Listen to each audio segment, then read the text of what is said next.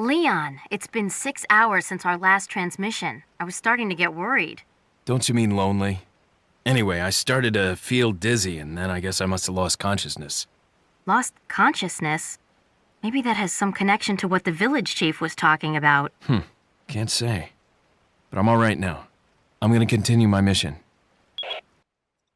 Not gonna lie, when I was 14 years old, that nightmare sequence did actually scare me. And welcome back to Let's Play Resident Evil 4. After defeating Del Lago, Leon decided to take a little snooze, and he's perhaps a little less concerned about his condition than he should be, but whatever. Moving on. Anonymous letter.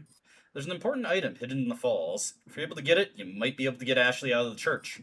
But I'll warn you, the route to the church isn't a walk in the park by any means. They've deployed what's called an El Gigante, so God bless. About what's been going on in your body, if I could help you, I would. But unfortunately, it's beyond my power.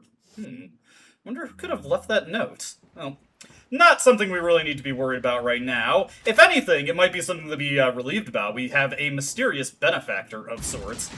Anyway, we find ourselves on a cabin on the opposite side of the lake from where we entered this area from.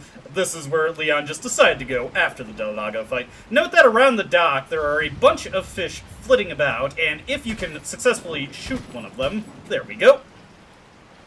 Oh, never mind. Let me use the Punisher, since that's a little bit more ammo efficient. I actually set up a separate save file, as I will need some TMP for ammo for later, and if I'm unlucky enough to not get enough of it, then I made a backup save where I was lucky enough to get a good amount of TMP ammo. Anyways, you can shoot the fish here to quickly recover your health and restore any damage that you may have taken during the Del Lago fight, which I am pretty bad at finishing that fight without hitting at least one piece of debris. So, yeah, that's beneficial to me. Anyway, heading on to the lake proper, a previously gated up area is now open, and those blue torches signify that someone of great personal significance is here for us. Yes, the merchant has set up shop on the lake. Can't imagine he gets too much business here.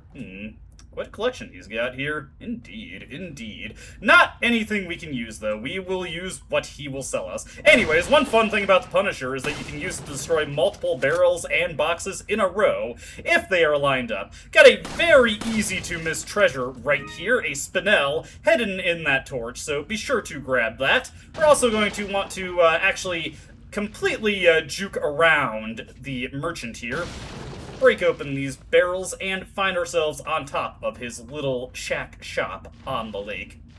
I am actually deeply curious to find out what the financials for this location are. Does he actually do good business here? Something to think about, something to think about. Now, this barrel here has a fixed drop in it, the green gem. This is actually the first treasure item that we can combine with our elegant mask. Yeah, they keep you waiting for quite a bit on this one. Over this way, why don't we just break this barrel and get some pesetas? If you look down here, you can see that, well, if I could just get the hitbox where it's a little finicky, we can get behind the merchant's counter, and while we can't take any of his weapons, he has no problem with letting us take this rifle ammo that happens to be laying about here, for as much as that is worth, because I do not have a rifle, and I don't plan to buy one. May as well sell off our shotgun ammo, because we do not have a shotgun to actually use it with, and we may as well liquidate our treasures while we're here. Sell this antique pipe at a high price, ditto for the gold bangle with pearls. The rest of our treasures are combinatory treasures that we will need to actually fully complete before we want to save them. Though it isn't strictly necessary. As a matter of fact, we have the green cat's eye there. Why don't we take that and combine it with the Bierstein? Now, the green cat's eye on its own costs 3,000 pesetas, and that is the same for every cat's eye treasure. At this point, with 2 cat's eyes set, the Bierstein sells for 15,000 pesetas. If we embed the final cat's eye in it, it'll sell for 20,000 pesetas.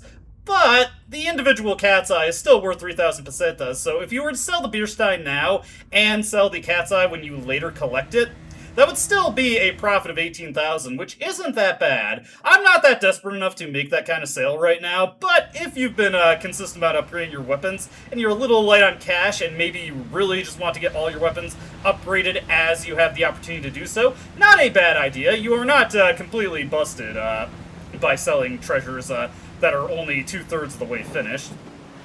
Now, a very, very easy-to-miss scene actually occurs back on the island where we entered this area from, or the shoreline that we entered this area from. First thing to note, though, is that now that we're in a new chapter, a lot of these supplies and crates have respawned, so you get an additional chance to get some treasure and items from them. Well, treasure in the sense of pesetas.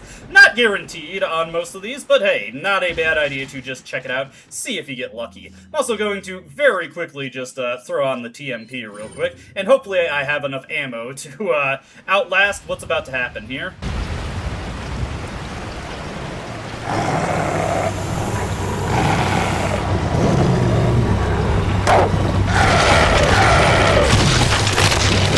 Very easy to miss semi-secret cutscene here. You get an early preview of enemies known as Comillos. Comillos is Spanish for fang, and yeah, these guys do not play around. They can pretty easily leap onto you and knock you down just like that.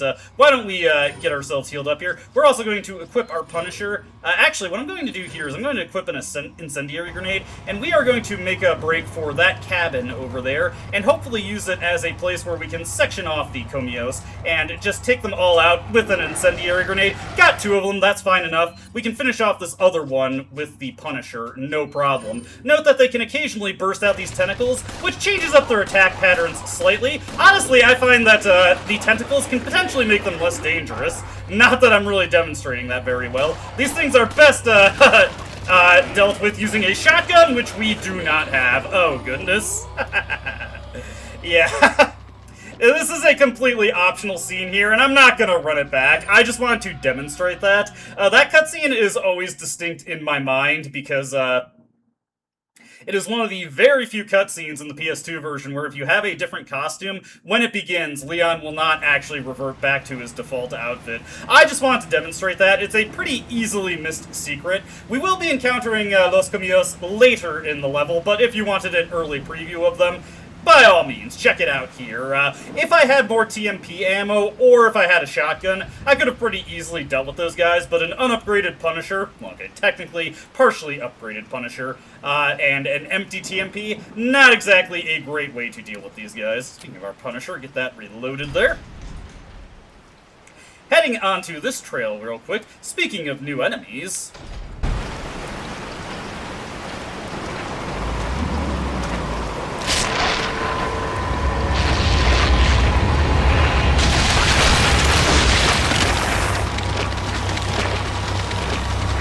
Night has fallen, and the parasites within the Ganados have become more active. Now they can potentially burst out upon killing the Ganados, so be mindful of that. That is one of the new terrors that Nightfall brings to us. Probably the last time I feel that, well, okay, there's a couple moments later in the game, but this is probably the last time where I feel like Resident Evil 4 really works quite well as a horror game. There are quite a few atmospheric moments at this point. The first guy will always drop 5,000 pesetas. That second guy there is actually not guaranteed to spawn a parasite, nor is he guaranteed to drop anything when we kill him, so that was the worst of both worlds there. Moving along this way, you are going to want to, instead of jumping over that broken bridge there, you're going to want to follow this path to the end. Very easy to miss item over here. Smash open this barrel and get a hand grenade. With the amount that I've collected thus far, we have got 5 grenades at our disposal. A pretty respectable amount, I gotta say. I'm going to be using at least 2 of them in the upcoming boss fight, potentially a 3rd one depending on how it goes, but it really shouldn't be necessary for me to do that, and there are a couple things I'd like to have additional grenades for later. Now, something that is also unnecessary, but it is kind of fun to go for, is that if you hit these crates here, you can break the chains on them to drop them into the water. It's faster to shoot them from here, though obviously it's much easier if you get closer. Speaking of things that we can shoot from here, you can just barely see a Gigante hanging out in there, so why don't we just take this guy down real quick. He does not have very much health, only 3 hit points, around about 3 hit points. So we can quickly just get him taken care of there. Another very, very easy to miss Spinel right here. Just shoot this one off of the cliff face, and there we go. Looking pretty solid. Gonna want to check out if that guy dropped any ammo, since it is an opportunity to collect some TMP ammo. No such luck there, but that is okay. It's honestly, we're kind of faced with a dual burden here with not having too much TMP ammo, because the game also does swing the drop rate in the favor of guns that you are using pretty consistently. Now, if we head over this way, well, first off, you'll probably notice a shiny, but also a roaring waterfall blocks our path forward. I actually forget if Leon has any reaction to this. The current is too strong. Seems to be a path on the other side. By the way, just a nice little detail, if you look closely in the rain, you can actually see the drops breaking on Leon's shoulder. Just a nice little touch. The graphics for this game are honestly just incredible for its era. One of the best looking games on the GameCube, honestly. And a less so, but still visually distinctive game on the PS2. Even if it is kind of an early adopter of the, the real brown aesthetic. I think it works well for the area that is depicted in this game, though. That's neither here nor there. To get that current stop, what we're going to want to do here, just head up this ladder real quick. And we will find a handy-dandy lever to divert the water flow for us. And by diverting the water flow, spin the wheel, turn the gears, dam the river,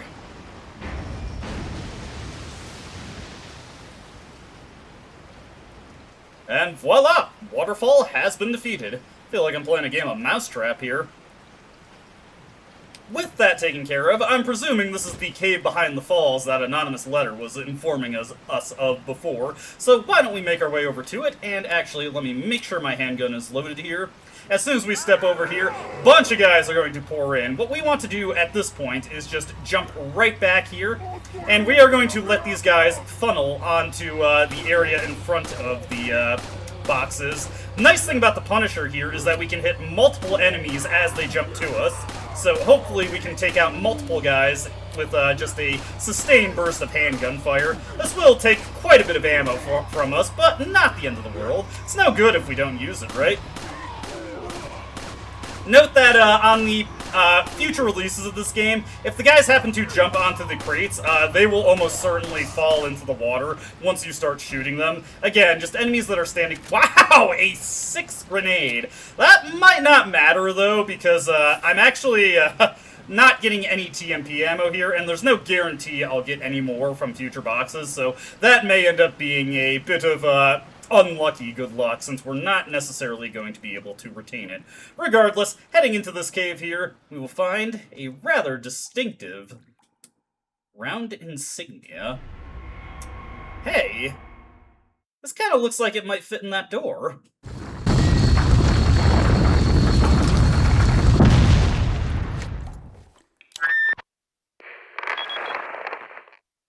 I've obtained an object that resembles a cult group's insignia. Wonderful, Leon. Head back to the church. Ashley's safety is our immediate priority. It's one of the funnier transceiver calls to me, clearly just there in case the player didn't really take a close look at the church, or perhaps they even forgot it at this point. Leon wasn't even courteous enough to say hello there. Man, come on.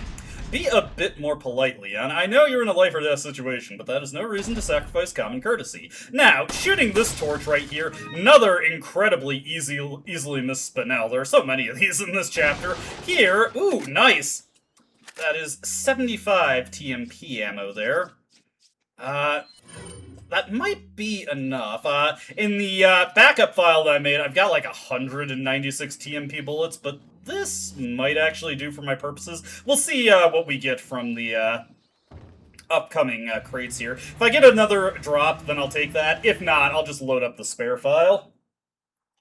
So yeah, it all comes down to this. Not that I'm super pressed about having the 6th grenade there, but because we are sans shotgun, next chapter is going to feature the one situation where I think a shotgun is incredibly helpful, and not having it might create a bit of an issue. Let me see here. We don't need to do anything with the merchant, although I did miss the dialogue that Leon gives for this. There's enough weapons here to start a small war.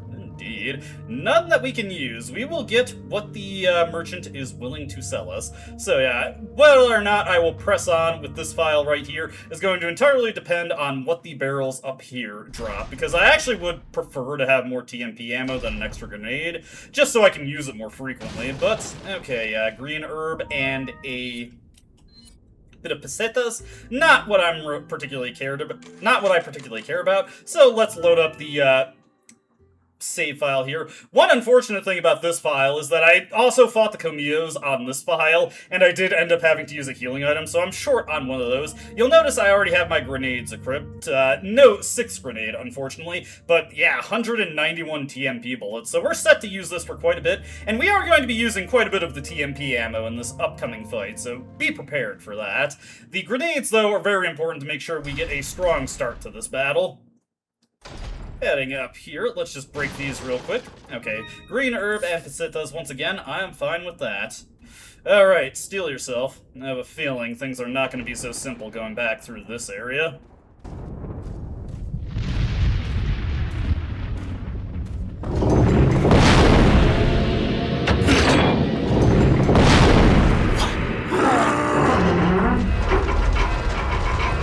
¡Rápido! ¡Rápido! ¡Rápido! ¡Usa los músculos! ¡Rápido! ¡Apúrense! ¡Por aquí! ¡Rápido! ¡Rápido! ¡Por aquí! ¡Por aquí! ¡Ay! ¡Se vuelve loco! ¡Mierda!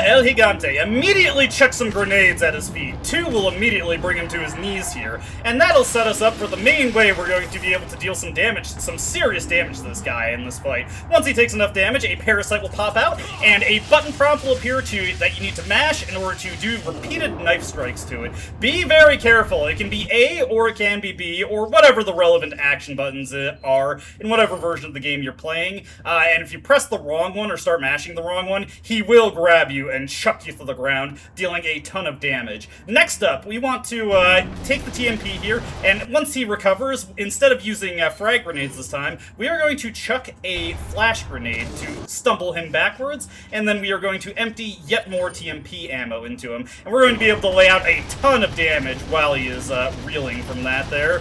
Alright, just get that loaded again. Keep the pressure up from the TMP. Keep pouring in damage there. Now we get an opportunity to reload it and go in for more knife strikes. There we go. Just keep the cuts coming. And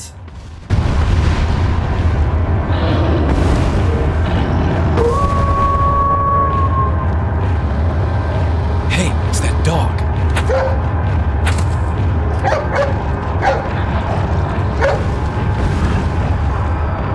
one of the more famous cutscenes from this game, the dog that we helped out earlier will show up and distract El Gigante for us, functioning similarly to a flash grenade, really. What we want to do now is just keep this TMP assault up on him, and yeah, there we go. Thanks for the assist there, doggo. One last round of knife strikes should finish this guy off, so let's just keep on mashing. There we go. I used to be really good at mashing that so quickly.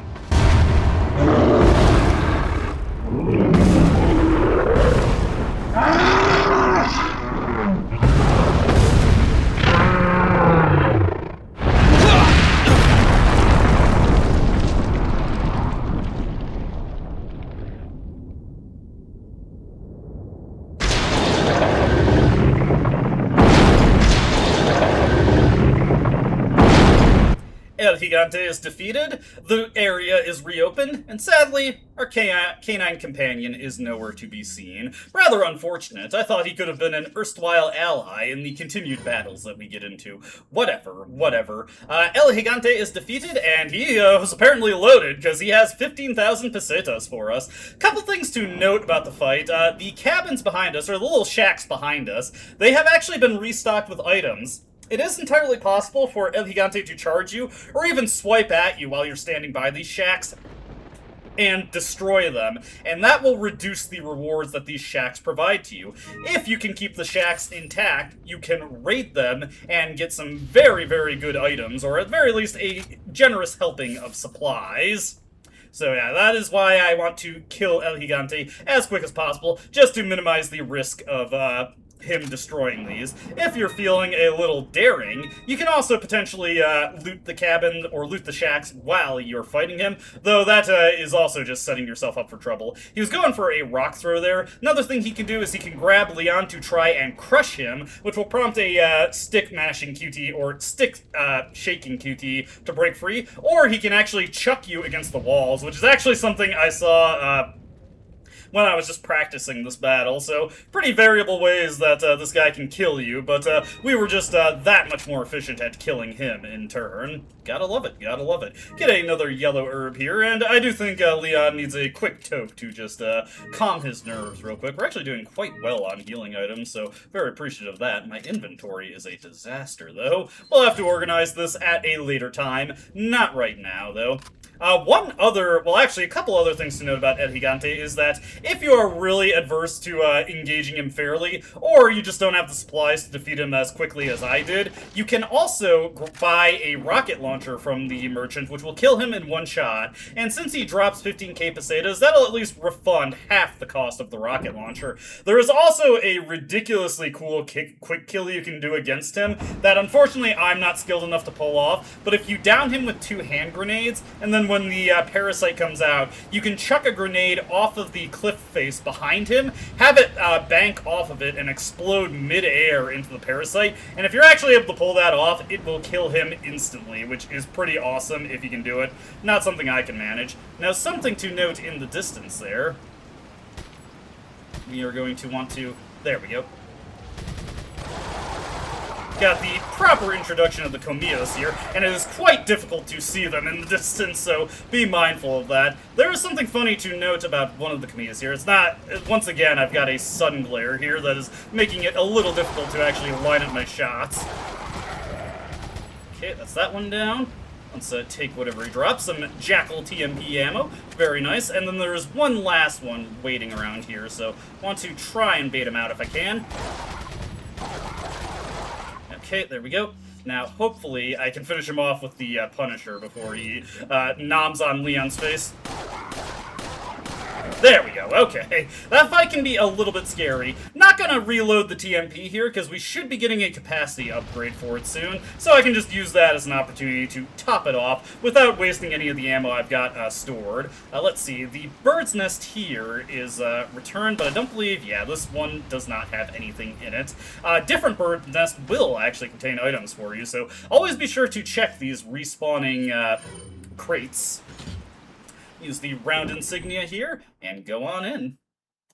Now, quite the rewards we got from those shacks in the El Gigante area. A good number of spinels, some pesetas. We're actually swimming in cash, and thankfully, I'm actually going to have an opportunity to use a decent chunk of it in the next chapter, so be prepared for that. We're not going to be trying to create a Scrooge McDuck money bin here. Get a flash grenade to replace the one that I utilized in the battle. Actually, quite helpful for a sequence coming up in the next chapter. For reasons we'll get into, flash grenades have a very nice secondary purpose that I considered demonstrating earlier, but it would have been kind of wasteful to do so, so I just did not.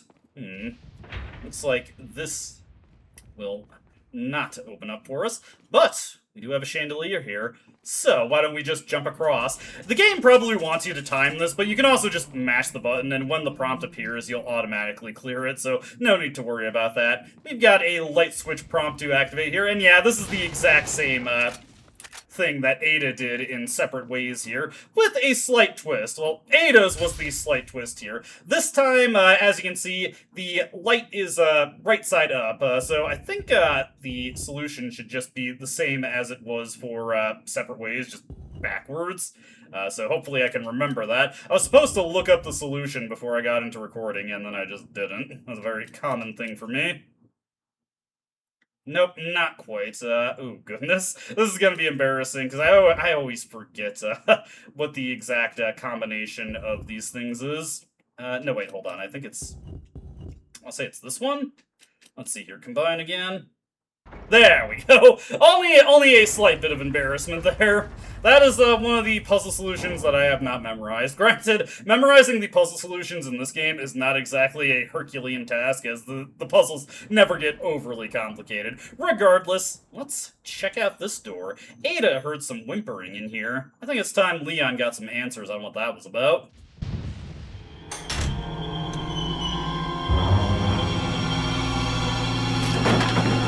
Ashley! Don't come! Hey! Take it easy. No! Get away! Calm down. Everything's going to be just fine. My name's Leon. I'm under the President's order to rescue you. What? My father? That's right. And I have to get you out of here. Now come with me.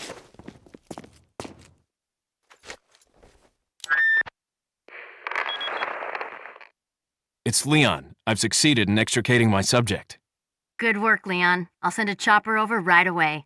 Where's the extraction point? There's another trail that you can take to get out of the village. The chopper will pick you up beyond there. Got it. I'm on my way.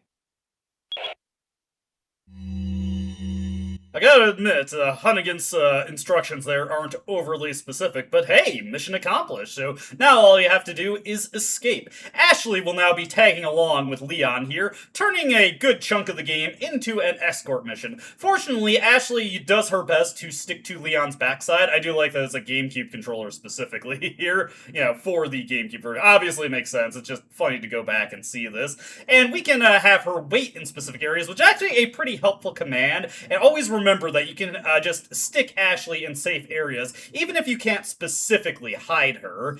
And if the only thing to keep in mind is that if you aim at Ashley... Now, Ashley, this is just for demonstrative purposes. I'm not going to do anything to you. She will duck, and this will lock her in place for a little bit. She won't actually start moving again until she gets out of the duck, and then about a half second later, she will start repositioning herself. So always be mindful of that when dealing with enemies in the vicinity of Ashley. Grab all these items here as well. Well, at least they kept this place well stocked for Ashley. She's got all the green herbs she can need. Must have been having a party here. Must not be that different from her college, I suppose. Regardless, now let's get out of this church. We just have to go back down the ladder. Ashley is not too keen on swinging on the chandeliers, unfortunately. Does not have that partying vibe. And hey, wait a second. Ashley, hold on. Can't you climb down the ladder?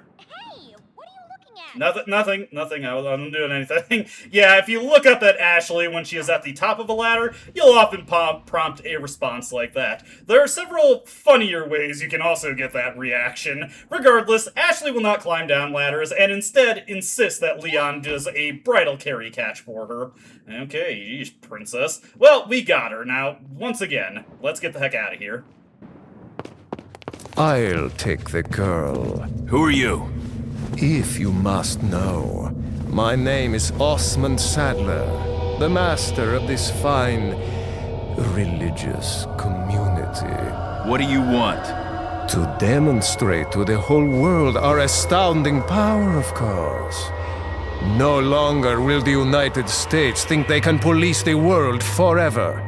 So, we kidnapped the president's daughter in order to give her our power. And then send her back. No.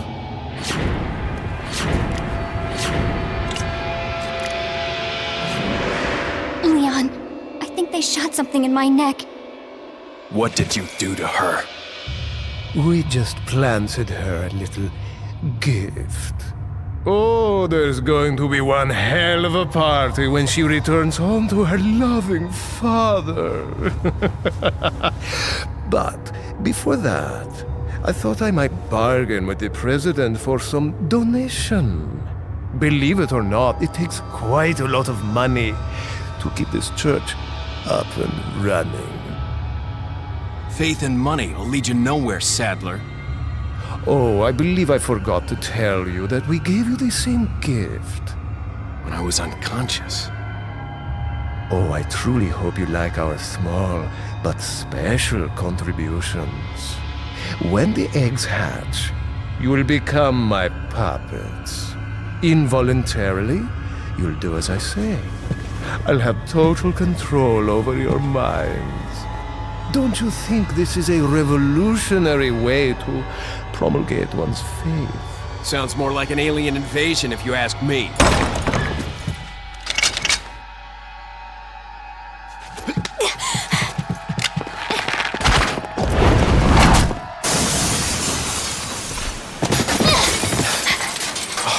You okay?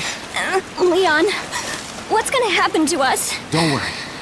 We got into this mess. We can get out of it.